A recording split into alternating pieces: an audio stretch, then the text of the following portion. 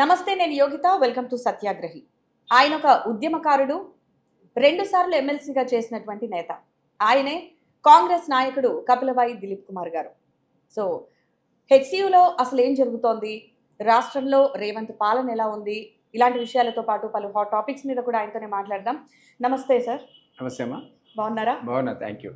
ఈ మధ్య కాలంలో వినిపించింది రేవంత్ రెడ్డి మీకు అపాయింట్మెంట్ ఇవ్వట్లేదంట, నిజమేనా? అసలు ఎన్ని సార్లు కలిసి ఉంటారు ఇప్పటివరకు ఆయన మీరు? చాలాసార్లు కలిసి 6-7 టైమ్స్ కలిసి ఉంటారు. మరి ఎందుకు ఇవ్వలేదు అపాయింట్మెంట్? గతంలో అది ఈ మధ్య 3-4 మంత్స్ నుంచి ఆయన దొరకట్లేదు నాకు. ఎందుకు అన్ని సార్లు అపాయింట్మెంట్ ఇచ్చాం కదా అని ఇప్పుడు ఇవ్వట్లేదా? అది కూడా రెగ్యులర్ అపాయింట్మెంట్స్ కావాలి. మాకు ఒక ప్రివిలేజ్ ఏముంటుందంటే ఎమ్మెల్సీస్గా, ఎక్స్ఎమ్మెల్సీస్గా శాసనసభలో పోవడానికి మాకు పాస్ అవసరం ఉండదు. మాజీ ఎమ్మెల్సీ ఎంట్రీ ఉంటుంది. ఎంట్రీ వెళ్ళినాక సీఎం ఆఫీస్ వైపు వెళ్ళామనుకోండి, ఆయన కారు దిగితే మాకు ఎదురవుతాడు. సో ఆ రకంగా కలవడమే తప్ప ప్రత్యేకంగా ఒకసారి ఢిల్లీలో కలిశాను. అప్పుడు అపాయింట్మెంట్ అడిగి కలిసాను. మిగిలిన అన్ని సందర్భాల్లో అసెంబ్లీలో కలిసాను. పెద్దగా మాట్లాడడానికి కూడా అవకాశం దొరకలేదు. సరే, నాకు కొన్ని ఇటీవల కాలంలో ఉన్నటువంటి కాంగ్రెస్ వ్యవహారశాలి కానీ, అధికార పార్టీలో ఉన్న వ్యవహారాలు కానీ, లేదా అడ్మినిస్ట్రేషన్ గురించి నాకు కొన్ని అభిప్రాయాలు ఉంటాయి. వీటిని వారికి చెప్తే బాగుంటుంది అనే ఉద్దేశంతో ఒక 3 మంత్స్ నుంచి మీరు అన్నట్టు అపాయింట్మెంట్ కోసం ట్రై చేస్తున్నారు సీరియస్గా. సో గ్రహించి ఎక్కడ మీరు ఏం చెప్పేస్తారు అని ముందు జాగ్రత్తగా ఇవ్వట్లేదు. దానికి ఎట్లా తెలుస్తుంది ఏం మాట్లాడుతున్నా కానీ, బట్ నాకు రాలే అపాయింట్మెంట్. కాకపోతే నేను మొన్న కూడా అదే అసెంబ్లీలో ఈజీ కాబట్టి సమావేశాలప్పుడు వెళ్ళి అక్కడ ట్రై చేద్దాం అనిపోతే ఎదురయ్యాడు. ఎదురైనాక బాగానే నమస్తే దిలీప్ అన్న బాగున్నా అన్నాడు. ఆయన రూమ్లోకి ఆయన పోయాడు. ఆయన ఏమంటున్న జయపాలరెడ్డి పక్కకు వచ్చాడు. అతను పిఏ. అతన్ని అడిగారు, 3-4 మంత్స్ అడుగుతున్నారా బాబు అపాయింట్మెంట్ ఇప్పి సీఎంది, కొన్ని విషయాలు మాడేందంటే ఆ పక్క బిడ్డ ఆయన అసలు ఎట్లా వచ్చారు ఇక్కడికి మీరని అడిగాడు. ఏదది ఆ సీఎం చేంబర్ అనేది కొంచెం హై సెక్యూరిటీ జోన్ అది. అయితే ఎమ్మెల్సీలు, ఎమ్మెల్యేలు, మంత్రులకే అక్కడ ఎంపీలు బహుశా మాదేవి లేదట. నాకు కూడా కరెక్ట్ తెలియదు. సరే, నేను ఆ బాబుని అడిగా, అరే బాబు ఏదో కింద మీద కూడా వచ్చా, సెక్యూరిటీ వాడు గుర్తుపెట్టాడు, నేను హోమ్ మినిస్టర్ ప్రైవేట్ సెక్రటరీగా గతంలో పనిచేశా, ఆ అభిమానము ఏదో మొత్తానికి ఎమ్మెల్సీ అభిమానం, ఉద్యమకారుడనే అభిమానం. ఉదరికి తెలంగాణ ఉద్యమకారుడు అంటే కూడా అభిమానం ఉంటుంది. ఆయన పాపం సెల్యూట్ కొట్టి పక్క తిరిగాడు. అందువల్ల రాగలిగాను. ఏదో కింద వచ్చా కాబట్టి ఇప్పుడన్నా కనీసం సీఎంతో 2-3 నిమిషాలు అపాయింట్మెంట్ ఇప్పించంటే ఆయన చీఫ్ సెక్యూరిటీ ఆఫీసర్ని పిలువ అన్నాడు. ఆయన ఆ సెక్యూరిటీ ఆఫీసర్ని సార్ ఎట్లా వచ్చాడని అడిగాడు. అంటే సార్ తెలియదు సార్ అన్నాడు. అంటే నేనన్నా బాబు అసలు ఎమ్మెల్సీలకు, ఎక్స్ఎమ్మెల్సీలకు ఇక్కడ ప్రవేశం ఉందంటే ఎమ్మెల్సీలకు, ఎమ్మెల్యేలకు ఉంది సార్, ఎక్స్ఎమ్మెల్సీకి లేదన్నాడు. ఓ అట్లయితే నేను అతన్ని నువ్వు పాపం కోపడి లాభం లేదు, బికాజ్ వదిలినవాడు నన్ను గుర్తుపట్టి మాజీ హోమ్ పిఎస్గా జరిగి ఉంటాడు తప్ప ఇతను ఏం తప్ప ఆయనకి ఏం తెలుసు అసలు. అంటే మా వాళ్ళు మిమ్మల్ని ఎమ్మెల్యేనో ఎమ్మెల్సీ అనుకుని ఉంటారు సార్ అంటే ఉండొచ్చు, పర్లేదు అంటే నేను నీకు ఛార్జ్ మెమో ఇస్తాను. అంటే నా వల్ల ఇతనికి ఛార్జ్ మెమో ఇవ్వడం ఏంటి? నేను ఒక senior most politician, 2 terms MLC, and then ఉద్యమకారుడు కదా, నాకనే గౌరవం ఇచ్చి నువ్వు ఊరుకోవాలి. కానీ ఆ పిల్లవాడి పాప నువ్వు ఛార్జ్ మెమో ఇస్తే ప్రజావాణి అంటారు, ప్రజలకు డైరెక్ట్ యాక్సెస్ అంటారు. ఇక్కడ ఉద్యమకారులకి, మాజీ ఎమ్మెల్సీలకు ఉండదా? ఛార్జ్ మెమో ఇస్తాడు వాడికి, వదిలిన వాడికి. మరి ఏం ప్రజావాణి నాకే తెలియదు కదా. సరే, నేనన్నా ఒకవేళ నువ్వు నిజంగా ఇస్తే నా వల్ల అతనికి ఇబ్బంది జరుగుతుంది కదా, నేను డైరెక్ట్గా ప్రెస్ మీట్ పెట్టి కాంగ్రెస్కి రాజీనామా ప్రకటిస్తాను చెప్పాను. అదే తగ్గాడు. ఏమనుకున్నాడో తగ్గి అట్లా కాదు సార్, మేము మాకు చూసుకోవాలి కదా సార్ ఇక్కడ సెక్యూరిటీ అంటే ఉండొచ్చు, బట్ ఏదో వచ్చాను కదా, వచ్చినందుకైనా నువ్వు కలపాలి కదా అని అన్న. తర్వాత గంటన్నర అయిన తర్వాత నేను వెళ్ళిపోయాను. నాకు అవకాశం దొరకలేదు సీఎం కలవడానికి. బహుశా చెప్పుండేవాడు ఇట్లా జరిగిందని. ఆయన కూడా నన్ను పిలవలేదు. మరి అన్న బాగున్నారా దిలీప్ అని అన్నప్పుడు 1 గంటకు 2 గంటలకు అంతా వెళ్ళిపోయినాకను మధ్యలోనూ మరి దిలీప్ అని కనపడాడు పిలవడం అనాలి కదా, ఆయన పిలవలేదు. నేను వెళ్ళిపోయాను. అది జరిగిన సంగతి. అంటే సీఎం అవ్వకముందు ఆయనతో ర్యాపో బాగానే ఉంటుండే? ఎందుకు లేదు, చాలా దగ్గరగానే ఉండేది కదా. ఆయన సీఎం అయిన తర్వాత లేలే, అంతకుముందు కూడా నాకు మంచి మిత్రుడే అతను. సో ఇక్కడ విషయం ఏంటంటే సార్, ఇప్పుడు కేసీఆర్ గారు ఎవరిని కలవరు అనేటువంటి ఆరోపణలు ఉండే. సో ఇప్పుడు రేవంత్ రెడ్డి సేమ్ అట్లనే వ్యవహరిస్తున్నారా, దానికి భిన్నంగా ఏమైనా వ్యవహరిస్తున్నారా తెలియదు. మరి ఇప్పుడు నాకున్న పర్సనల్ ఎక్స్పీరియన్స్ ఎంతమంది జరిగిందో, అంతకుముందు మన నర్సయ్య గారికి కూడా జరిగింది కదా, ఇల్లెందు మాజీ శాసనసభ్యుడు. వారికి కూడా ఆయన సీఎం ఇంటి దాపోయి నిలబడి మీడియా అంతా ఫోకస్ చేసి ఆయన కలవలేదు, నిలబడ్డాడు, వెళ్ళిపోయాడంటే మళ్ళీ సీఎం రియాక్ట్ అయ్యి పిలుచుకున్నాడు కదా. ఇది జరిగి కూడా నెల దాటింది, మరి నన్నేం పిలవలేము. ఇది కూడా మీడియాలో వస్తుంది రెగ్యులర్గా, 2-3 ఛానల్ ఆల్రెడీ వచ్చింది. ఇట్లా సీఎం గారు అపాయింట్మెంట్ ట్రై చేసి దిలీప్ కుమార్కి అవమానం జరిగిందనే వచ్చింది ఏకంగా. మరి ఆయన పిలవాలి, మరి పిలవాలి. ఇప్పుడు నాకు తెలియదు ప్రజావాణి అంటే మరి ఏం చేస్తున్నారు, కాగితాలు తీసుకొని చెత్తబుట్లు వేస్తున్నారేమో, ఏ అధికారి దగ్గర పోకపోవచ్చు, కలిసిన ప్రజలు లేకపోవచ్చు, సీఎం అయితే గెలవట్లేదు, ఎక్కడో పాప చిన్నారెడ్డి గారు కూర్చోబెట్టారు. చిన్నారెడ్డి పెద్ద మనిషి, మీరు పోయినా నేను పోయినా రిసీవ్ చేసుకుంటే నమస్కారం పెడతారు. ఆ కాగితం తీసుకుంటే ఎవరికి పంపుతారో మనకు తెలియదు. మరి ప్రజలు చెప్పాలి. ప్రజావాణిలో ఇచ్చినటువంటి అప్లికేషన్స్ పరిష్కారం అవుతున్నాయో లేదో నేనైతే సర్వే చేయలేదు. I'm not aware. మీడియాలో ఉన్నారు కాబట్టి మీరు చేయాలి. సో తెలంగాణ కాంగ్రెస్ వ్యవహారాల ఇన్ఛార్జ్ మీనాక్షి నటరాజన్ సెక్రటేరియట్లో రివ్యూ చేయడం అనేది విమర్శలకు దారితీసింది. సో దీన్ని మీరు సమర్థిస్తారా, వ్యతిరేకిస్తారా? ఆమెకేం పని అండి? సెక్రటేరియట్ అడ్మినిస్ట్రేషన్తో మీనాక్షి నటరాజన్కి ఏం సంబంధం? గాంధీ భవన్లో కూర్చొని చాలా. How can she do it in secretariat? Secretariat అనేది సీఎం పర్యూ, మంత్రుల పర్యూ, అధికారుల పర్యూ. అక్కడ కూర్చొని ఆమె రివ్యూ చేయడం. I don't know who he's allowed her. ఆమెను ఎక్కడ తీసుకెళ్ళి పెట్టాలా? గాంధీ భవన్లో ఏమైనా పెడితే ఆమెను పిలుచుకోవచ్చు, ఇంక్లూడింగ్ చీఫ్ మినిస్టర్, మంత్రులందరినీ పిలిచి అక్కడ నువ్వు దుమ్ము దులుపాలి నీకేమైనా ఉంటే. అంతేగాని secretariat is not your territory at all. She cannot do it. So కాంగ్రెస్లో బీజేపీ కోవర్టులు ఉన్నారని చెప్పేసి రాహుల్ గాంధీ ఏదైతే స్టేట్మెంట్ ఇచ్చారో అప్పుడు అందరి దృష్టి కూడా సీఎం రేవంత్ రెడ్డి మీద మళ్ళింది. సో దీన్ని మీరు ఎలా చూస్తారు? పాలిటీషియన్స్ అనేవాళ్ళు ఇవాళ ఒక పార్టీలో, రేపు ఒక పార్టీలో, ఎల్లుండి ఒక పార్టీలో ఉంటారు. ఎవడు ఎక్కడున్నాడో ఏదో పేపర్ చూసుకోవాల పరిస్థితుంది ఇప్పుడున్న కాంటెంపరీ పొలిటికల్ సిచ్యువేషన్లో. రాజకీయ నాయకులు అనే వాళ్ళకు ఇట్లాంటిది మనం పెద్ద చర్చనీయాంశం కాదు. సో ఇప్పుడు కాంగ్రెస్లో బీజేపీ కోవర్టులు ఉన్నారంటారా, లేరంటారా? నాకు తెలుసు. నేను ఏమన్నానంటే రేవంత్ రెడ్డి గురించి చెప్తున్నా. ముందు ఏబీపీలో ఉన్నాడు, తర్వాత టీఆర్ఎస్కి వచ్చాడు. నేను అప్పుడు టీఆర్ఎస్లో జనరల్ సెక్రటరీ, ప్రధాన కార్యదర్శి. ఆయన వచ్చి ఆయన ఎంపీటీసీఓ జెడ్పీటీసీ సీట్ రాలేదని వెళ్ళిపోయాడు. ఇండిపెండెంట్గా గెలిచాడు పాపం. తర్వాత ఆయన ఎమ్మెల్సీకి గెలిచాడు ఇండిపెండెంట్గానే, గెలిచి లోకల్ పార్టీస్ గెలిచిన తర్వాత టీడీపీకి వెళ్ళాడు. టీడీపీలో చాలా పాపులర్ అయ్యాడు, చంద్రబాబు గారికి దగ్గర అయ్యాడు. ఆఖరికి ఏ స్థాయి పోయాడంటే ఎవరో ఎమ్మెల్సీ ఓట్ల గురించి కూడా ఎవరినో గెలిపిద్దాం అనుకున్నాడు పాపం. పోయి ఇరుక్కుపోయాడు, అనవసరంగా జైలుకు పోయాడు. పోయిన సందర్భంలో చంద్రబాబు గారికి చాలా ఇంటిమేసీ ఉండదు కదా, ఆయన పాపం జైల్లో వేస్తారని కూతురు పెళ్ళికి కూడా ఆయన్ని బయటకు వదలరని ఆఖరి కోర్టు ద్వారా బెయిల్ తెచ్చుకొని, లేకపోతే ఎవరు మన చంద్రబాబు గారిని ఆయన భార్యనే కన్యాదానం చేయమన్నాడు నేను వార్తలు చదివిన ప్రకారం. సో ఆఖరికి ఏదో గంట 2 గంటల్లో పర్మిషన్ ఇస్తే అతి కష్టం మీద వచ్చి కన్యాదానం చేసిపోయాడు. ఆ ఇబ్బందులు పెట్టారు, చాలా ఇబ్బందులు పెట్టారు. అంటే టీడీపీలో ఉన్నాడు, టీడీపీ నుంచి బయటకు వచ్చాడు, బయటకు వచ్చి వర్కింగ్ ప్రెసిడెంట్ అయ్యాడు ఏది కాంగ్రెస్ పార్టీకి. అక్కడ ఒక్క మాట సూటిగా చెప్పండి, రాష్ట్రంలో రేవంత్ రెడ్డి పాలన ఎట్లా ఉంది? బాగుందా, బాలేదా? బాగుంది బాగాలేదనడానికి ఏముంటుంది? గతంలోనేమో ఫ్రీడమ్ ఉండేది కాదు, ఫ్రీడమ్ ఆఫ్ స్పీచ్ ఉండేది కాదు, ఎవరు ఏదైనా ఆడుకోవచ్చు అనే పరిస్థితి వచ్చింది. మీరు ఎవరైనా గెలవచ్చు, ముఖ్యమంత్రి దగ్గర పోవచ్చు, మంత్రుల దగ్గర పోవచ్చు, ఆ ఫ్రీడమ్ అయితే వచ్చింది. సరే నన్ను కలిసాడో గల దేవుడు గెలిగే దానికి కారణాలు ఏంటో మనకు తెలియదు. కానీ మరి అదే జయపాల్ రెడ్డి పిలిచి అరే దిలీప్ కుమార్ అపాయింట్మెంట్ ఏందని సీఎం చెప్పి ఉండొచ్చు కదా. పరిపాలనలో నేనైతే సాటిస్ఫైడ్ కాదు. ఎందుకంటే 15 months దాటింది. మేమందరం తెలంగాణ ఉద్యమకారులం అండి. తెలంగాణ ఉద్యమానికి నా 10 years DFO, district forest officer ఉద్యోగానికి రాజీనామా చేసి తెలంగాణ ఉద్యమంలో దూకాను. ఎందుకు? మా నిధులు మాకే, మా నియామకాలు మాకే, మా నీళ్లు మాకే అనేది మా స్లోగన్. ఇది ఈరోజు అయిందా కాలేదని క్వశ్చన్. 10 సంవత్సరాల టీఆర్ఎస్ పీరియడ్ లోపల 1,00,000 కోట్లు పెట్టి అంతా కూడా నీటి అందిస్తా అన్న కాళేశ్వరం కుంగిపోయింది. నీళ్లు నిధులు వేస్ట్ అయిపోయినాయి. అక్కడ నియామకాలకు వచ్చేవరకల్లా 1,60,000 మందికి ఉద్యోగాలు ఇచ్చామని టీఆర్ఎస్ చెప్పుకుంది పాపం.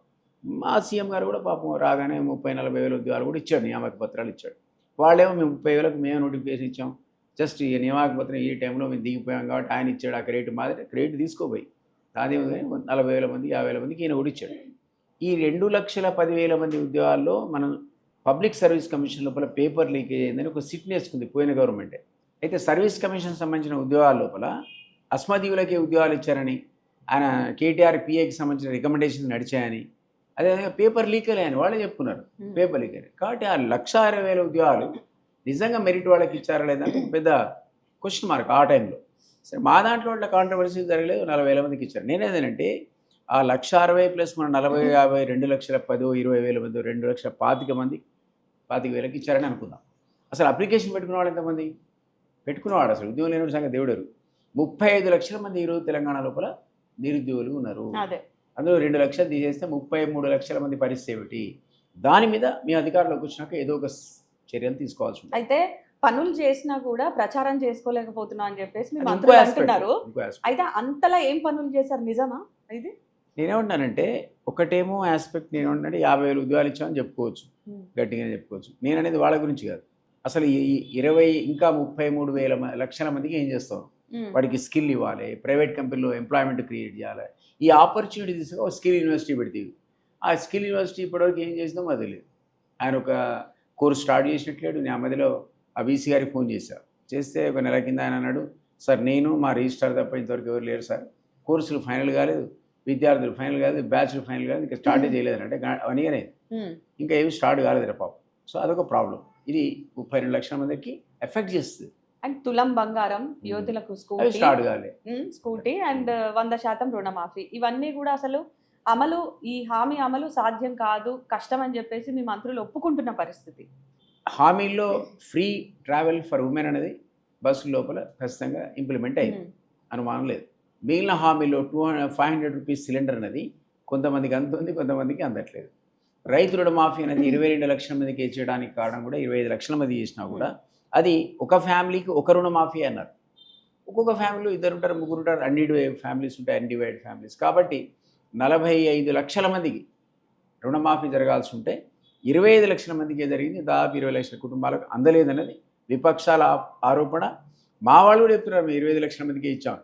రైతులు 25 లక్షలు లేరు, 45 to 50 lakhs ఉన్నారు, వాళ్ళకి అందనట్టే కదా. సో అది కూడా టోటల్ ఇంప్లిమెంట్ కాలేదు. మీరన్న స్కూటీలు రాలేదు, తులం బంగారం రాలేదు, తర్వాత నిరుద్యోగ భృతి రాలేదు. అడుగుతారు కదా, మరి ఇవన్నీ ప్రశ్నలు ఉన్నాయి అక్కడ.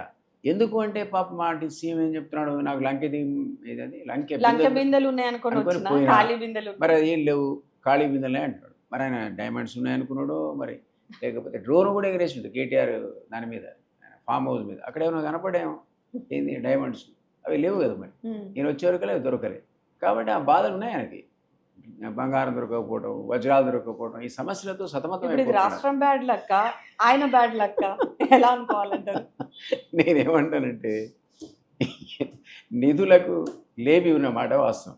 ఆయన అనుకున్న దానికంటే ఈ రాష్ట్రం ఆయన చెప్పినట్టు కూడా అప్పుల ఊబిలో ఉంది.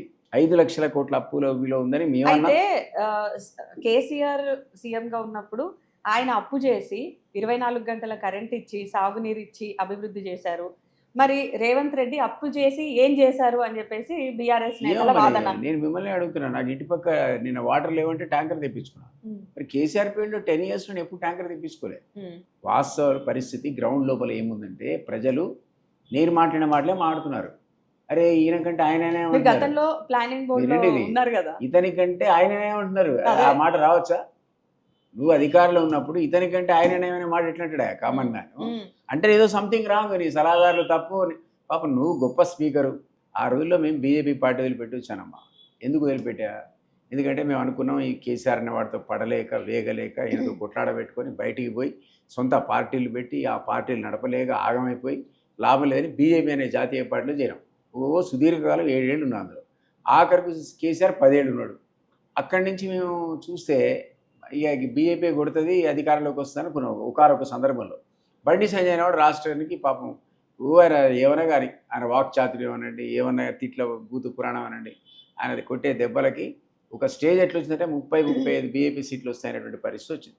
ఆయన బీకేసారు. ఎందుకు వదిలేదు? ఆ బీజేపీ పని అడగాలి మీరు ఎప్పుడైనా టాప్ లెవెల్ని. ఎందుకు తీశారు బండి సంజయ్ని? తీస్తే కొలాప్స్ అయింది బీజేపీ. కొలాప్స్ అయ్యి కింద పడితే ఏమైంది అక్కడ? పోటీ వర్సెస్ కాంగ్రెస్ అండ్ బీఆర్ఎస్కి వచ్చింది. చుట్టూ చూస్తే రేవంత్ రెడ్డి ఎమర్జ్ అయ్యాడు. ఆయన కూడా ఇదే స్ట్రాంగ్గా మాట్లాడడం, భూత పురాణం, ఎక్కడ పడితే అక్కడ కేసీఆర్కు, కేటీఆర్కు, కవితకు, హరీష్ రావుకి ధీటుగా మాట్లాడేవాడు ఉన్నాడా అంటే ఒక రేవంతే కనపడాడు. దానంటే వాళ్ళంతా ఆబ్జెక్టివ్ ఏంటి? ఈ తెలంగాణ ఆగమైపోయింది, కొట్లాడి తెచ్చుకున్నాం, దీని కాస్త బీఆర్ఎస్ ఏమో కుటుంబ పాలన చేసింది, అవినీతి చేసింది, లక్షల కోట్లు సంపాదించుకున్నారు. 5గురే. ఆ 5గురికే మొత్తం అప్పచెప్పినట్టు అయిందని మాలాంటి ఉద్యమకారులందరికీ కాస్త ఆగ్రహం ఉండే, మనస్తాపం కూడా ఉండే. సరే ఎవడు కొడతాడు బాబు అని చూస్తే మరి రేవంత్ రెడ్డి గారు అంత పొడుగు కనబడాడు. అప్పుడు అసలు ఉండడం పొట్టే ఉంటాడు ఇప్పుడు, కానీ అట్లుండే. నిజంగా కూడా ఆయన కొట్టాడు. దెబ్బ కొడితే గిరిగిరి తిరిగి పడ్డాడు కేసీఆర్. ఈయన అధికారంలోకి వచ్చాడు. ఇప్పుడు పరిస్థితి ఏంటంటే అంటే మళ్ళీ లంకె బిందెలు పోయిన నీటి బిందెలు ఎత్తుకోవాల్సి వస్తుంది. లంకె మీద దేవుడు మా ఇంటి దగ్గర నీటి బిందెలు పట్టుకొని పోతున్నాం మేము. అయితే గతంలో మీరు ప్లానింగ్ బోర్డులో ఉన్నారు కాబట్టి. నేను లేను తల్లి ప్లానింగ్ బోర్డు లేరా? నేను గతంలో ఇక్కడ మాధవరెడ్డి గారికి ప్రైవేట్ సెక్రటరీ, ఆ తర్వాత అంతకుముందు డిఎఫ్ఓ డిస్ట్రిక్ట్ ఫారెస్ట్ ఆఫీసర్ అంటే ఒక ఎన్విరాన్మెంటలిస్ట్ నేను. ఆ తర్వాత ఉమామాధవరెడ్డికి నేను ప్రైవేట్ సెక్రటరీ, తర్వాత కేసీఆర్కే ప్రైవేట్ సెక్రటరీ ఇక్కడ ఢిల్లీలో. సో కేంద్రంలో పనిచేసా, రాష్ట్రంలో పనిచేసా, వివిధ శాఖలలో నాకు అనుభవం ఉంది, స్టేట్లో, సెంటర్లో. కానీ ఇప్పుడు మన రాష్ట్ర ముఖ్యమంత్రి మీకు అపాయింట్మెంట్ ఇవ్వరు. ఎందుకనక నాతో పని లేదు కదా. 18 రాష్ట్రాల వృద్ధి రేటును కేంద్రం విడుదల చేసింది కదా. అంటే ఇటు జిఎస్డిపిలో తెలంగాణ అట్టడుగు స్థానంలో ఉంది, తలసరి ఆదాయంలో 11వ స్థానంలో ఉంది. సో ఓవరాల్గా ఎట్లా చూస్తారు మీరు? ఎక్కడ పొరపాటు జరిగిందంటారు? అంటే ఇదంతా నేను జోక్లాగా చెప్పా. యా బట్ వాస్తవానికి ఏంటంటే 10 సంవత్సరాల పరిపాలన బంగారు పల్లెలు తెలంగాణ తెచ్చుకున్న తర్వాత ఎవరైతే కేసీఆర్కి అప్పచెప్పామో మీ అందరం కూడా ఏం ఆశించామంటే ఈ తెలంగాణలో అద్భుతమైనటువంటి పద్ధతిలో ఈరోజు డెవలప్మెంట్ సాధిస్తాను. నేను ఇంతకుముందు చెప్పినట్టు మా నిధులు మాకే, మా నీళ్లు మాకే అనే ఒక సర్వతోముఖ అభివృద్ధి, అన్ని సెక్షన్స్ అభివృద్ధి చెందాలి కదా. ఎవరో నేను నువ్వు లేకపోతే ఓ కేసీఆర్ కేటీఆర్ కుటుంబానికి లాభం జరిగితే సరిపోదు కదా. అట్లా వృద్ధి ఎందుకునే అది అందరూ డిసప్పాయింట్ అన్నమాట వాస్తవం. అంటే విద్యా రంగం చిన్నాభిన్నమైంది, వైద్య రంగం చిన్నాభిన్నమైంది, కార్పొరేట్ ఆసుపత్రులు విజృంభించి లూటీ చేశాయి, కార్పొరేట్ స్కూల్స్ కూడా లూటీ చేశాయి. ఇక్కడి నుంచి తెలంగాణ అనేది బాగుపడాల్సింది పోయి మరింత అధోగతికి పోయింది. మీరు అన్నట్టు నిధుల విషయంలో మిగులు రాష్ట్రమైన తెలంగాణ అది అప్పుల రాష్ట్రంగా అయిపోయింది. కాబట్టి ఇక్కడి నుంచి మళ్ళీ ఎట్లా ఎట్లా ఎట్లా అనేటువంటి సందర్భంలో తెలంగాణ వాళ్ళే కాదు ప్రతి వాడు కర్ణుడి చావుకు 1000 కారణాలలాగా 1000 కారణాలతో కేసీఆర్ డామ్ అన్నాడు. ఆయన పుట్టుకొచ్చిన రేవంత్ రెడ్డి దీన్ని అదే పద్ధతిలో తెలంగాణ ఆశయాలకు అనుగుణంగా కనుక పరిపాలన చేస్తే నిజం కూడా అద్భుతంగా ఉండేది. కానీ డబ్బులు ఏవో చెప్పుకోవాలి భయ ప్రజలకు. అరే బాబురారు డబ్బులు ఎవరు నాయన, లంక మీద దొరకలేదు అన్నట్టు, డబ్బులు కూడా లేవురు నాయన, ఇవాళ కాదు రేపు ఇస్తా, రేపు కాదు ఎల్లుండి ఇస్తా చెప్తే తెలంగాణ ప్రజలు యాక్సెప్ట్ చేస్తారు. అరే పాపం డబ్బులు లేవట ఏం చేస్తున్నా అనుకుంటారు. నువ్వు అదన్నా చెప్పవు కదా, ఏమైనా ఆయన తిట్టా ఈయన తిట్టా రేపొద్దున నన్ను తిట్టా ఈ కార్యక్రమం పెట్టుకుంటే సీఎం అనేవాడు ఎట్లా ఇది? ఆ తిట్ల తీవ్రత కూడా ఎట్లుందో మీకు తెలుసు. అది వదిలేండి, ఆ భాష మనకెందుకు. కానీ నేను అనేది ఏంటంటే అది కాదు సొల్యూషన్ అంటున్నా. తెలంగాణ సమస్యలకి అది సొల్యూషన్ కాదు. ప్రాక్టికల్గా మీరు మంచి మంచి సలహాదారులు పెట్టుకోవాలి. నన్ను పెట్టుకోమని కాదు, నేను నాకంటే బ్రహ్మాండమైన తెలుగులోళ్ళు ఈ దేశంలో ఇంకా దాకంటే కమిట్మెంట్ ఉన్నోడు ఉండొచ్చు కదా. ఎతికి పట్టుకోవాలి, తీసుకొచ్చి పెట్టుకోవాలి. అడ్మినిస్ట్రేషన్ నీ సలహాదారులే సరిగా లేరు. నీకెందుకే మున్సిపల్ శాఖ, నీకెందుకే వైద్య శాఖ, ఎన్ని శాఖలు పెట్టుకుంటాను? ఏడి మన హోంమంత్రి ఏడి, మన విద్యాశాఖ మంత్రి ఏడి, మన మున్సిపల్ శాఖ మంత్రి ఏడి, ఇవన్నీ నువ్వు పెట్టుకుంటావు. పెట్టుకోవచ్చా? 1 year 6 months పెట్టుకోవచ్చు. 6 months తర్వాత నీకు హోమ్ మినిస్టర్ లేకపోతే ఎట్లా, విద్యాశాఖ మంత్రి లేకపోతే ఎట్లా అడ్మినిస్ట్రేషన్ ఎట్లా నడుస్తుంది? ఎన్ని పనులు చేస్తావు నువ్వు? చీఫ్ మినిస్టర్ ఇన్ని శాఖలు పెట్టుకుంటే టైం ఎక్కడ ఉంటుంది ఆయనకు? అసలు బోర్డులన్నీ పనులు ఉంటాయి సీఎం అనేవాడికి. ఈ శాఖలు ఇప్పటివరకు క్యాబినెట్ ఎక్స్పాన్షన్ కాపాడడం తప్ప కదా. ఈ అంత సతమతం అయిపోతున్నాడు ఆయన సమస్యలు. మీకున్న నాలెడ్జ్ ప్రకారం, మీకున్న ఇన్ఫర్మేషన్ ప్రకారం ఈ క్యాబినెట్ ఎక్స్పాన్షన్ జరగకపోవడానికి, అన్ని శాఖలు ఆయన దగ్గర పెట్టుకోవడానికి అసలు కారణం ఏంటనుకుంటున్నారు? ఏదో కుల సమీకరణాలు సరిపోవట్లేదేమో. ఒక మాలాయనకు ఉద్యోగం ఇస్తా అంటే ఒక మాదిగా ఆయన కొట్లాడతాడు, ఒక రెడ్డి ఆయనకి ఇస్తా అంటే ఒక బీసీ ఆయన కొట్లాడతాడు, ఈయనకి ఇస్తా అంటే మరి ఆదివాసీలకు ఇస్తా అంటే ఒక లంబడి ఆయన కొట్లాడతాడు. కులాల పంచాయతీ పెడతారు దేశం అంతా. మరి ఒక్కోళ్ళకి ఓటు ఇచ్చానా ఇచ్చి పారే క్లూ చేయాల దుకాణం ఎట్లా పెట్టుకుంటారు? ఈయనకు ఇంకో రెడ్డి గారికి కులగణనలో కూడా కులగణంలో తప్పులేని మీ తీర్మానం దించేసాడు, సస్పెండ్ అయిపోయాడు పాపం. ఇప్పుడు నేను కూడా అయితేనే అయిపోయాడు. మీరు అంటున్నారు కదా ఇవి చర్యలు ఉండవు. నేనేమంటున్నా ఇది కరెక్ట్ కాదు. 1.5 year ప్రజలను మీరు సఫర్ చేస్తున్నారు. ఈరోజు మున్సిపల్ అడ్మినిస్ట్రేషన్ కరెక్ట్ ఉంటే నల్లాలకు ఎదురుగా బిందెలు పట్టుకొని మనం నిలబడాల్సిన అవసరం ఉండేది కాదేమో. రైట్. ఇక కమింగ్ టు హెచ్సియు ఇష్యూ తీసుకుంటే, హెచ్సియు భూముల వ్యవహారంలో సుప్రీం అక్షింతలు దేనికి నిదర్శనం అనుకోవాలి మనం? నేను ఒక ఎన్విరాన్మెంటలిస్ట్గా, గతంలో మాజీ అటవీ శాఖ అధికారిగా మీకంటే ముందు సుప్రీంకోర్టుకి పిల్లలు పోకముందు చెప్పారు, అరే మనకి ఎందుకురా బాబు వదిలేయండి ఆ భూమిని. ఎందుకంటే విద్యార్థులు ఏమంటున్నారంటే అడో పార్క్ డెవలప్ అయింది, మీకు సీఎం చెప్పింది అక్షరాల నిజం. కోర్టు ద్వారా కొట్లాడి బిలీరావుకి అలాట్ చేసిన భూమిని నువ్వు హైకోర్టుకు పోతే నువ్వు ఫెయిల్ అయినావు, సుప్రీంకోర్టు పోయి కొట్లాడిపోయి ఈ మొత్తం ప్రాసెస్ 20 years గడిచిపోయింది. నువ్వు చెప్తున్నావు 20 years అయింది. ఈ లోపల అక్కడ కాంపౌండ్ పెట్టారు. 20 years ఒక ప్రాంతంలో కాంపౌండ్ పెడితే ఏమవుతుంది? ఒక ఫారెస్ట్ ఆఫీసర్ చెప్తున్నా, వృక్షాలు పెరుగుతాయి. 20 years వృక్షం అంటే మామూలు విషయం కాదు, పెద్ద పెద్ద చెట్లు వచ్చేస్తాయి. ఒకసారి చెట్టు వచ్చిందంటే ఉడత వస్తుంది, అది వచ్చిందంటే తర్వాత మీకు పక్షులు వస్తాయి. కానీ ఏ ఫోటోలు వీడియోలు పెట్టారని చెప్పేసి ప్రభుత్వమే కేసులు ఏమవసరం లేదు, ఏం లేదు. 20 years మీరు మీ ఇంటి దగ్గర ఏం పెట్టకుండా చుట్టూ ఫెన్సింగ్ పెట్టి వదిలేయండి, ఒక ఎవరిని చెట్లు కొట్టుకోకుండా పెట్టండి, చిన్న ఫారెస్ట్ ఏర్పడేదండి. అందులో ఆటోమేటిక్గా పక్షులు వస్తాయి, జింకలు వస్తాయి, నెమళ్ళు వస్తాయి. ఇవి దాన్ని ఏమంటారు, బయోడైవర్సిటీ క్రియేట్ అయింది. బయోడైవర్సిటీ క్రియేట్ అయినాక నువ్వు పొద్దున్న లేస్తే నేను హైడ్రా శుద్ధి చేస్తా అనుకుంటున్నా, ఎందుకంటే హైదరాబాదు గత కాలంలో అద్భుతమైన లేక్స్తో ఉండే, బయోడైవర్సిటీ ఉండే, ఎకలాజికల్ బ్యాలెన్స్ ఉండే, అందుకనే నీళ్లు కొడతా నాయిలు కొడతా అన్న నువ్వు అసలు కరెక్ట్ అంటారు? ఏఐ ఫోటోలు పెట్టారు, వీడియోలు పెట్టారు అని ఉన్నా సరే నేనేమంటానని ఉన్నా తప్పే. అసలు ఒక్కరోజు రాత్రిలో 100 ఎకరాలు ఎవడరా బాబు, నీకు పర్మిషన్ ఎవడిచ్చాడు? అసలు చెట్లు ఎట్లా కొట్టాను అడుగుతున్నా, చెప్పు సమాధానం. ఫారెస్ట్ డిపార్ట్మెంట్ పర్మిషన్ లేకుండా మీరు చెట్టు ఇట్లా కొట్టిర్రు, అది కరెక్ట్ కాదు కదా. ఒక చెట్టు పెరగడానికి ఎంత కాలం పడుతుంది? మరి మీ ఇంట్లో టేకు చెట్టు రేపు పొద్దున పెంచుకొని 10 ఏళ్ల తర్వాత కట్ చేసి నాకు ఫోన్ చేసి చెప్పండి సార్ చాలా హ్యాపీగా ఉన్నా అని. ఆ టేకు చెట్టు కొట్టినందుకు మనం అరెస్ట్ చేసి పట్టుకుపోతారు ఫారెస్ట్లో. ఒక్క చెట్టుకు ఎన్ని చెట్లు కొట్టాడు రాత్రి రాత్రి. అదేవిధంగా ఒక జింక పెంచుకోమని, ఒక జింక పెంచుకోండి, తెల్లారి వచ్చి పట్టుకుపోతారు మిమ్మల్ని. జింకను మిమ్మల్ని కూడా పట్టుకుపోతారు. You cannot. మీరు దాన్ని మరి ఇప్పుడు పెంచలేరు. ఈయనని అరెస్ట్ చేయాలా ఎవరిని? రేవంత్ రేవంత్ రెడ్డి. సుప్రీంకోర్టు ఏమన్నది విన్నారా? ఈ 100 ఎకరాల విధ్వంసానికి కారణం ఎవరో చీఫ్ సెక్రటరీ కమిటీ వేసి చెప్పకపోతే అక్కడే చిన్న ఇల్లు పెట్టి టెంపరీ ప్రిజన్గా మార్చి చీఫ్ సెక్రటరీని అందులో పెడతానది అరెస్ట్ చేసి. చీఫ్ సెక్రటరీని అది సీఎం అనడం భావ్యం కాదని అది చీఫ్ సెక్రటరీ అంటుంది సుప్రీంకోర్టు. రేపు ఏమిస్తావు రిపోర్ట్ నువ్వు? నేనంటున్నా, ఇది ముందు చెప్పిన, నేను ఫస్ట్ చెప్పిన, బాబు అది పర్యావరణకు నిజంగా బయోడైవర్సిటీ వచ్చిన చెట్లు ఉన్న ప్రాంతం అయితే వదిలేయండి. మీలాగా ఎంతో మంది చెప్పినప్పటికీ కూడా ఎందుకు అంత దూకుడుగా? అండ్ ఇంకొకటి హెచ్సియు వ్యవహారం అనేది మీనాక్షి నటరాజన్ వర్సెస్ రేవంత్ రెడ్డి లాగా తయారైంది, ఎట్లా చూడాలి? మరి ఆ మీనాక్షి దాన్ని పాజిటివ్గా తీసుకుని ఎందుకు ఈ గొడవ అని అంటుందేమో. ఆ రివ్యూ అందుకోసమే సెక్రటరీ వచ్చిందేమో, ఆమె కూడా సెక్రటరీ వచ్చి రివ్యూ చేయకూడదు. సో మాజీ ఎమ్మెల్సీ దిలీప్ కుమార్ గారు కాంగ్రెస్ పార్టీలోకి వచ్చి ఏం సాధించారంటే ఏం చెప్తారు? ఏ పార్టీలో ఉండి ఏం సాధిస్తాం? ప్రజలకు సేవ చేద్దాం అని వద్దాం. ఆ ప్రజలకు సేవ అనేది అవకాశం వస్తే చేస్తాం. అవునా కాదా? మేమైతే వి హావ్ బీన్ ఫైటింగ్. అయితే తెలంగాణ ప్రభుత్వం మీద ఏఐసిసి పెత్తనం ఎక్కువగా కనిపిస్తుంది. అంటే దీనికి ఎట్లా కారణం ఉంటది? ఇక్కడి నాయకుల మీద నమ్మకం లేదా, లేదంటే సీఎం మీద నమ్మకం లేదా? ఒకటి అధిష్టానం అనేది హైదరాబాద్లో లేదు. ఎక్కడుంది అది? ఢిల్లీలో ఢిల్లీ. ఉంది. న్యాచురల్గా పెత్తనం ఉంటుంది. ఉమ్, సీఎం యొక్క ఎఫిషియన్సీని బట్టి, ఇక్కడున్న అడ్మినిస్ట్రేషన్ బట్టి అంతా పీస్ఫుల్గా ఉంటే మీరు అన్నట్టు మీనాక్షి నటరాజన్ రివ్యూలు ఉండవు. ఏదో తప్పు ఉంది కాబట్టి మీనాక్షి నటరాజన్ రివ్యూ చేస్తుంది. సో కొడంగల్ అభివృద్ధి మీద ఉన్నటువంటి దృష్టి తెలంగాణలోని ఇతర ప్రాంతాల మీద లేదు అంటే ఏమంటారు? తప్పేముంది? ఒక్కొక్క ముఖ్యమంత్రి తన ప్రాంతాన్ని డెవలప్ చేసుకోవడం తప్పే లేదు. దాంతోపాటు ఇతర ప్రాంతాలు కూడా చేయాలి. కొడంగల్ అక్కడి నుంచి ప్రజలు ఆశిస్తారు. మా ముఖ్యమంత్రి మా ఊరు అనుకుంటాడు. ఆడపోయి ఓ స్కూల్ గ్రాంట్ చేసినా, ఓ రోడ్ గ్రాంట్ చేసినా, ఓడికి ఇల్లు ఇచ్చినా తప్పే ఉందంటాను నేను. అక్కడ ఇస్తూనే ఇతర ప్రాంతాలు కూడా దృష్టిలో పెట్టుకొని ఒక దాని equitable distribution of development and wealth కూడా, అంటే డబ్బులు కూడా మీరన్న జీడిపి కావచ్చు, మరోడి కావచ్చు, అన్ని ప్రాంతాల నుంచి వస్తే అది ఒక సమగ్రమైన అభివృద్ధి కింద ఉంటుంది తప్ప ఒకే ప్రాంతానికి ఫోకస్ చేస్తే ఆయన జిల్లానో ఆయన కాన్స్టిట్యున్సీలో చేస్తే తప్పు పెడతారు. సో ఈ మధ్య కాలంలో మీరు కొన్ని విషయాలు బయట పెట్టాలని ప్రయత్నించినా కూడా సస్పెన్షన్ భయం వల్ల ఆగిపోయారా? ఇంత నిక్కచ్చిగా మాట్లాడే మీరు. నేను మాట్లాడేది ఇంకేం చేయమన్నాడు సస్పెన్షన్.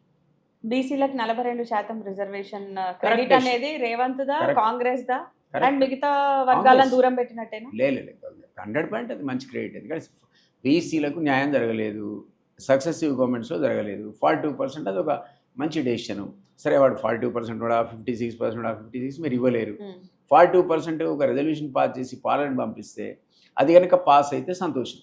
లేకపోయినా సరే మేము ఇక్కడ జరిగే స్థానిక ఎన్నికల్లో 42% రిజర్వేషన్ ఇస్తామని ప్రకటించాడు. అది సాహసోపేతమైన చర్యనే. ఆ నిర్ణయం కూడా గొప్పది. ఇక్కడ మహేష్ కుమార్ గౌడ్ ఒక వర్గం, కోమటిరెడ్డి వర్గం ఒకటి, ఇంకా ఉత్తమ్ కుమార్ వర్గం, ఇలా రకరకాల వర్గాలు అనేవి కాంగ్రెస్ని తల ఒక వైపు తీసుకెళ్తున్నాయి అనుకోవచ్చా? కాంగ్రెస్లో సహజం అది. చాలా గ్రూపులు ఉంటాయి. ఇంటర్నల్ డెమోక్రసీ ఇక్కడ ఎక్కువ. ఇక్కడ మనం ఆశ్చర్యపోవాల్సిన అవసరం లేదు. ఇక్కడ ఒకరినోడు తిట్టుకుంటారు, ప్రెస్ మీట్ పెట్టుకుంటారు, అందరు కలిసి మళ్ళీ తెల్లారి ఒకటే అవుతారు. సో ఒక ప్రతిపక్ష నేతగా ఉన్నప్పుడు ఏదైతే పార్టీ ఫిరాయింపులను వ్యతిరేకించారో ఇప్పుడు రేవంత్ రెడ్డి కూడా ఆ రూట్లోనే వెళ్ళడాన్ని ఎలా చూడాలి? తప్పేముంది? మరి ఆయన గవర్నమెంట్ ఉన్నదే 5. మీరు చెప్పిన కోమటిరెడ్డి 5 వేసుకుని వెళ్ళిపోయాడు అనుకుందాం, గవర్నమెంట్ కూలిపోతుంది. కాబట్టి దాన్ని ఆపుకోవడానికి ఆయనే చెప్తున్నాడు కదా. అరే ఒక ఆయన వచ్చి బీజేపీ ఆయన అన్నాడు, ఏది ఈ 3 నెలల ముచ్చటే రేపు మాపై గవర్నమెంట్ కూలిపోతుంది అన్నట వచ్చింది, మనం విన్నాం కదా. బీజేపీ లక్ష్మణ్ గారు ఆ మాట అన్నాడు కదా. చాలామంది అన్నారు అట్లా. కేటీఆర్ అన్నాడు, 9 పేముకు రేపు పాప కూలిపోతున్నాడు. అనగానే మరి సీఎం అనేవాడు గవర్నమెంట్ అయితే కాపాడుకోవాలి కదా. కాబట్టి ఆయన అన్నాడు, నేను గేట్లు లేపుతున్నా, ఎవడన్నా రాని అన్నాడు. ఆ గేట్లు లేపాడు, పోయారు, 10 మంది పోయారు. సో ఇప్పుడు 65,000 75,000 అంత ఈజీ కాదు. గవర్నమెంట్ 5 మందిని పట్టుకుపోయినా కూలిపోదు. అది ఎన్షూర్ చేసుకున్నాడు. ఫస్ట్ నువ్వు సీట్ను జాగ్రత్తగా ఎన్షూర్ చేసుకున్నాకనే నీ డెవలప్మెంట్ కార్యక్రమాలు. కాబట్టి ఆ విషయంలో మీరు రేవంత్ని తప్పట్లేదు. సో ఈ ఫిరాయింపు వ్యవహారంలో సుప్రీం తీర్పు ఎట్లా ఉండే అవకాశం ఉందని మీరు ఎక్స్పెక్ట్ చేస్తున్నారు? కేస్ లాస్ ప్రకారం గతంలో ఉన్నటువంటి దాదాపు 10-15 కేసులు సుప్రీంకోర్టులో రకరకాల సందర్భాల్లో చాలామంది అందులో ఇట్లాంటి యాంటీ డిఫెక్షన్ మీద స్పీకర్ అధికారులు ప్రశ్నించారు. సుప్రీంకోర్టు ఎప్పుడు కూడా చర్య తీసుకోకముందు ఇంతవరకు ఇంటర్ఫేర్ కాలే. కానీ చర్య తీసుకొని దాన్ని డిస్క్వాలిఫై చేసి కూడా చేయకపోతే అప్పుడు సుప్రీంకోర్టు ఇంటర్ఫేర్ అయింది తప్ప, దాన్ని ఇంటర్ప్రిట్ చేసింది తప్ప, అసలు నువ్వు స్పీకర్ పవర్ని క్వశ్చన్ చేయలేవు ఇప్పటిదాకా.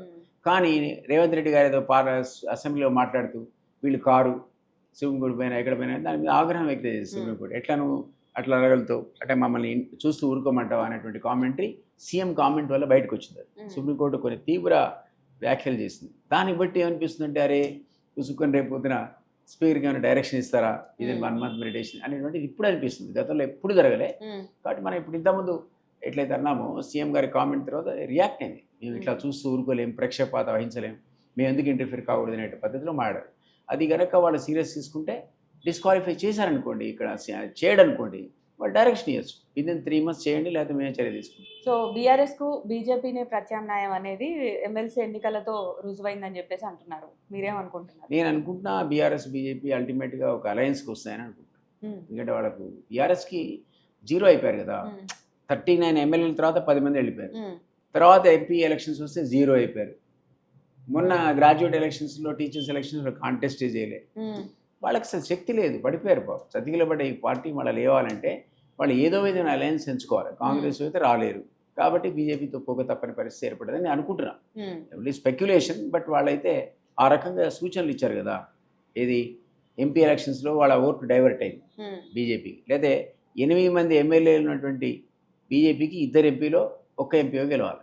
ఏకంగా 8కి 8 గెలిచారు. ఎట్లా గెలుస్తారు? ఈ ఓట్లు ఎక్కడి వాళ్ళకు? బీఆర్ఎస్ ఓట్లు ట్రాన్స్ఫర్ అయింది. అదే పద్ధతిలో గ్రాడ్యుయేట్ టీచర్స్ ఎమ్మెల్సీ వాళ్ళు కాంటెస్ట్ చేయలేదు. చేయకపోతే ఆ ఓటు ఎట్టిపోయింది? బీజేపీ ట్రాన్స్ఫర్ అయింది, వాళ్ళు గెలిచారు. ఎక్సెప్ట్ నల్గొండలో పీఆర్టీయూ తప్ప మిగిలిన 2-3 స్థానాలు ఆటోమేటిక్గా బీజేపీకి వచ్చాయి. కాబట్టి బీఆర్ఎస్ అనేది మైగ్రేషన్ టువర్డ్స్ బీజేపీ అనేది ఉంది, ఓట్ మైగ్రేషన్. కాబట్టి రాబోయే రోజుల్లో వాళ్ళకు కూడా అర్థమవుతుంది కదా ఈ విధంగా మనం అలయన్స్ పెట్టుకుంటే తప్ప మేము సర్వైవ్ కాము. కాబట్టి దిర్ ఇస్ ఎ పాసిబిలిటీ ఆ ఇద్దరు కూడా అలయన్స్తో రేపు లోకల్ బాడీలో పోటీ చేయొచ్చు, లేదా అలయన్స్తో రేపు వచ్చేటువంటి అసెంబ్లీ ఎలక్షన్స్లో కాంటెస్ట్ చేసే అవకాశం అయితే ఉండొచ్చు. అది జరిగితే మాత్రం డెడ్లీ కాంబినేషన్. దాన్ని ఎదుర్కోవడం కాంగ్రెస్కి చాలా కష్టం. కేసీఆర్ మళ్ళీ ప్రజల్లోకి రాబోతున్నారు. రెస్పాన్స్ ఎలా ఉండే అవకాశం ఉందనుకుంటున్నారు మీరు? కేసీఆర్ ఇప్పుడు ఏం చేశాడు పాపం, ఆయన ఆల్రెడీ ప్రజలు 0 చేశాడు. అప్పుడు పార్లమెంట్ ఎలక్షన్స్లో అంతా తిరిగి ఒక విలేకరు అడిగాడు, మీరు ఒకవేళ అధిక సంఖ్యలో ఎంపీలు గెలుచుకుని రేపు పొద్దున మీరు ప్రైమ్ మినిస్టర్ అయ్యే అవకాశం రాలే, ప్రైమ్ మినిస్టర్ అవకాశం ఉంటే నేను వదులుకుంటానే, ఏం ప్రశ్న అడుగుతాను అన్నాడు. మరి అవకాశం రాలే, ఆయన ఒక్క సీటు కూడా గెలవలే. కాబట్టి కేసీఆర్ వస్తే ఇంత తొందరగా 10 ఏళ్ళు అంత విధ్వంసం తెలంగాణ చేసిన తర్వాత ప్రజలు మళ్ళా పోతే నేను అన్నమాట ఒకటే, ఆయనకంటే ఈయననేమనే మాట వచ్చినా అంత త్వరగా ఈ ఎలక్ట్రల్ బ్యాటిల్ లోపల ఆయనకు ఓట్స్ కింద కన్వర్ట్ అవుతుందని నేను అనుకోను. కాంగ్రెస్కి ఇంకా అవకాశం ఉంది, 6 నెలలు 1 year ఇవన్నీ సరి చేసుకోవడానికి అవకాశం. సరి చేసుకుంటే they are in the field. Otherwise మీరు అన్నట్టు బీజేపీ నెంబర్ 1లో ఉన్న బీఆర్ఎస్ మళ్ళీ పుట్టే అవకాశం ఉంటుంది. అది నెంబర్ 2 కాంగ్రెస్ ఉంటుందా, నెంబర్ 2 బీఆర్ఎస్ ఉంటుందా అని ఇప్పుడు చెప్పలేను. కానీ లోకల్ బాడీ ఇప్పట్లో ఇప్పుడు మా వాళ్ళు పెట్టరు కదా, నీకు నాకే అర్థమైతే సీఎంకి అర్థం కదా. సీఎం దాన్ని ఇంకో 6 నెలలు అది ఇంకో 1 year వాయిదా వేస్తాడు. మళ్ళీ అంతా సర్దుకొని బాగానే ఉంది వాతావరణం అనుకుంటే అప్పుడు పోతారు ఎలక్షన్కి, మన కోసం పోడు కదా. సో వరంగల్లో సభ నిర్వహిస్తామని చెప్పగానే బీఆర్ఎస్ ప్రకటించగానే అక్కడ పోలీస్ యాక్ట్ అమలు చేయడాన్ని ఎలా చూడాలి? తప్పే ఉంది. గవర్నమెంట్ అని అట్లాంటి బీఆర్ఎస్లో మరి ఇంతకంటే అరాచకాలు జరిగినాయి కదా. బీఆర్ఎస్ అయితే ఇందిరా పార్క్ ఎత్తేసింది, హైకోర్టు ఇంటర్ఫియర్ అయితేనే మీకు ఇందిరా పార్క్ వచ్చింది. హరిగోపాల్ సార్ లాంటి వాడిని మాట్లాడుకునే ధర్నాకు అనుమతి ఇవ్వలేదు. హరిగోపాల్ అనేవాడు అవసరమైతే నక్సలైట్తో చర్చలకు 10 సార్లు ప్రభుత్వం తరఫున పోయాడు. ఆయన ధర్నా పోతా అంటేనే అనుమతి ఇవ్వకపోయి. గత ప్రభుత్వంలో మీరు చూస్తే మన ప్రొఫెసర్ కోదండరామ్ ఇల్లు తలుపులు బద్దలు కొట్టి ఎవరో మర్డర్ కేసులో వేసుకొని పెట్టేసిపోయారు. ఎందుకంటారు? అంతకంటే ఇది బెటర్, ఇంకా చాలా బెటర్. అది నాకు తెలిసి అట్లా అడ్డుకోవడం కరెక్ట్ కాదు. డెమోక్రసీలో ఏ పార్టీ అయినా ఎవడైనా పెట్టుకొనియండి, మీరు ఖచ్చితంగా పర్మిషన్ ఇవ్వాల్సింది. వాయిస్ వినకపోతే ఎట్లా? నీకు నచ్చకపోతే ఇంప్లిమెంట్ చేయకు, ఆ సూచన పాటించకు. అంతేగాని అసలు నువ్వు మీటింగ్ పెట్టుకోవద్దు, నీ వాయిస్ వినడానికి వీలు అనడం అది డిక్టేటర్షిప్. అది కరెక్ట్ కాదు. కాంగ్రెస్కైనా మంచిది కాదు, అంతకుముందు బీఆర్ఎస్ చేసినప్పుడు కూడా తప్పే. సో మీరు కోదండరామ్ లాంటి వాళ్ళు బయటకు వచ్చారు అంటే ఇది పదవుల కోసమే అనేటువంటి ఒక ఆరోపణ ఉంది. ఏ నా పదవి? ఏం చెప్తారు? ఏది నా పదవి? ఏ పదవి? పదవులు కావాలని చెప్పి ఇయ్యలేగా, ఇస్తే కదా మీరు ఇస్తే అనాలా. కోదండరామ్ ఎమ్మెల్సీ వచ్చారు, రాలేదు. కోదండరామ్ ఎమ్మెల్సీ తీసుకున్నాడు, అయిపోయాడు, సైలెంట్ అయిపోయాడు. మరి దిలీప్ కుమార్కి ఇస్తే సైలెంట్ అవుతాడేమో, రాలేగా. అదే మీరు ఇప్పియండి, ఎక్స్పెక్ట్ చేశారు, రాలేదు. అపాయింట్మెంట్ అడగండి, రేపు సీఎంతో మాట్లాడి ఇప్పియండి, నాకు కూడా పదవి ఇప్పిస్తే కూడా సైలెంట్ అయిపోతుంది. యాక్చువల్లీ ఈ ఉద్యమ తెలంగాణలో మీరు పాత్రధారులు, సూత్రధారులు. సో మీరు అనుకున్న తెలంగాణ సాకారం అయిందంటారా? ముందు మాటలో చెప్పేదమ్మా ఈ తెలంగాణ అది కాదని. అదే ఫస్ట్ 10 yearsలో ఓపిక పెట్టినా సర్వ నాశనం చేశాడని చెప్పా, అదే కొనసాగుతుందని చెప్పా. వాడు 5 అనుకుంటే ఇప్పుడు ఊరికి 5 తయారని చెప్పిన, నియోజకవర్గానికో జిల్లాకో 5 తయారని దోపిడీదారులు అని చెప్పారు. ఇంకేం సో చెప్పాలి? యాక్చువల్లీ మీరేమో ఇప్పుడు పేర్లు అడుగుతున్నారు. రాజకీయాల్లో మీ భవిష్యత్తు ప్రణాళిక ఏంటి? ఏమీ లేదు నాకు ఏ పదవి వద్దు, ఇచ్చినా తీసుకోను. ఫైనల్ గా ఒక చిన్న ర్యాపిడ్ ఫైర్. ఇక్కడ పర్సనల్ గ్రడ్జ్లు ఇవన్నీ పక్కన పెట్టేద్దాం. ఒక వ్యక్తిగా వాళ్ళ మీద అభిప్రాయం మాకు ఒక 1 word లో చెప్పాలి. చెప్పండి. తెలంగాణ సాధించినటువంటి కేసీఆర్ మీద మీ అభిప్రాయం? కేసీఆర్ మోసగాడు. సో రేవంత్ రెడ్డి గురించి నాకు అంతగా తెలియదు, నాకు ఫ్రెండే కానీ, బట్ ఆయన కష్టపడి తొక్కి వచ్చాడు. మరి ఎవరిని తొక్కాడో లిస్ట్ చూడలేను, ఇంకా చాలా మంది తొక్కాడు. కేటీఆర్ అనేవాడు అహంకారి. హరీష్ రావు కన్నింగ్. కపిలవాయి దిలీప్ కుమార్. నేను పాలిటీషియన్. బండి సంజయ్ ఆవేశపరుడు. సోనియా గాంధీ. ఆమె పాపం తెలంగాణ ఇచ్చిన త్యాగమూర్తి కదా. పిఎం నరేంద్ర మోడీ చీట్ కదమ్మా. వీళ్ళు సాఫ్నైజేషన్ చేస్తున్నారు, కాషాయీకరణ. అది తప్పంటాను. ఆ ఒక్క విషయంలో నాకు మోడీ నచ్చడు. సో మీరు ఇందాక అన్నారు ఫైనల్గా మీ భవిష్యత్ ప్రణాళిక ఏంటి రాజకీయాల్లో అంటే, నాకేం పదవి ఆశ లేదు అన్నారు. సో మరి కాంగ్రెస్ లో ఉంటారా, చెప్పాను మీకు. పార్టీ మారుతారా? పదవి ఇస్తే నేను ఏదైనా వెయిట్ చేస్తున్నాను, ఆలోచిస్తారా? ఎప్పుడు సస్పెండ్ చేస్తారని వెయిట్ చేస్తున్నాను. నేను మాట్లాడి సస్పెండ్ చేస్తున్నాను ఆశిస్తున్నాను, తద్వారా పోవచ్చని. సో మీరు రిటైర్మెంట్ ఏం తీసుకోరు, పంపించేయాలనుకుంటున్నారా? I don't know. బట్ నా ఉద్దేశం అయితే తెలంగాణ సమాజానికి మాకున్న ఊపిరినంత వరకు సేవ చేయాలనేది మా ఉద్దేశం. Right. Thank you so much for your valuable time. Thank you.